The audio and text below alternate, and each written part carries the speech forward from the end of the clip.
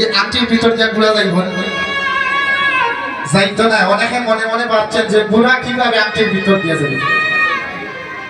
এবার যুধিষ্ঠির বলল, ওহে অর্জুন,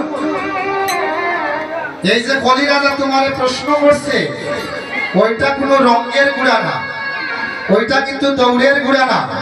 এটা কলির যুগে যখন হরি নাম লীলা সংকীর্তন হবে আর 16 নাম 32 অক্ষর দ্বারা মণ্ডলীর ভিতরে একটা আংটির মতো গোলাকার ভাবে তৈরি করা হবে।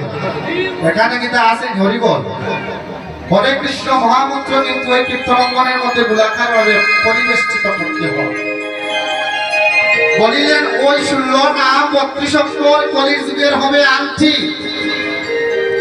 আর গুড়া হবে কি জানেন? যে গুড়া হবে ওই আংটির ভিতর দিয়া লক্ষ লক্ষ টাকা খরচ হবে, প্রসাদের খরচ, প্যান্ডেলের খরচ, কীর্তনিয়া বৃদ্ধ বৈষ্ণব বৃন্দকে আমন্ত্রণ করা হবে সেটার খরচ। ওই খরচটা হবে গুড়া, ওইটা জগতের কোনো দৌড়ের গুড়া না। ওই টাকা পয়সা খরচ যাবে, ওইটা হবে গুড়া। আর লেস কোনটা? ওই লেস হচ্ছে যদি কারো মনের মধ্যে অহংকার থাকে, অভিমান থাকে, তাহলে ওই শ্রীবাসঙ্করের আংটির ভিতর দিয়ে অহংকার অভিমান যাবে না। এবার অর্জুনের প্রশ্নের উত্তর পেল। এবার ভীম জিজ্ঞাসা করলো যুধিষ্ঠিরকে, বলল, হে প্রভু, তাহলে 1 কলসি দুধে যখন 7 কলসি পড়তে পারে, কিন্তু 7 কলসি দুধে কেন 1 কলসি পড়তে পারে না? সেই কথার উত্তর কি? ওই যুধিষ্ঠির কি করলেন? শান্ত মনে উত্তর দিয়ে দিলেন। কিভাবে দিলেন? বলছে, এই জগতের বুকে কত মায়ের কত সন্তান আছে, একটা মা 7টা 5টা সন্তান জন্ম দিয়ে কিন্তু এক মায়েরও কিন্তু খাওয়াইতে পারে না। হরি বল, হরি বল। মা জগতে জগতে ভিক্ষা করে আর এক মুষ্ঠ অন্ন ভোজন করার লাগে।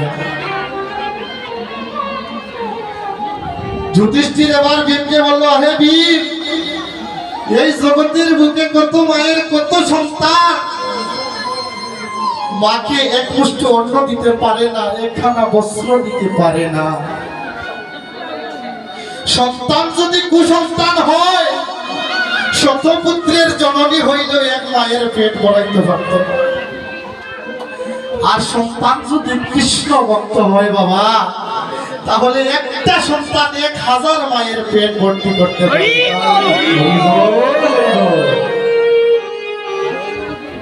এবার যুধিষ্ঠির বলল, ভেঙে ভীম, এই হচ্ছে 1 কলসি দুধে 7 কলসি পড়ে।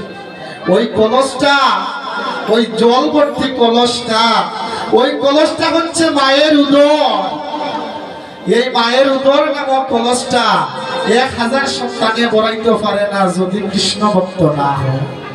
তাহলে আমাদের পিতৃ সমতুল্য বাবা, আমার মাতৃ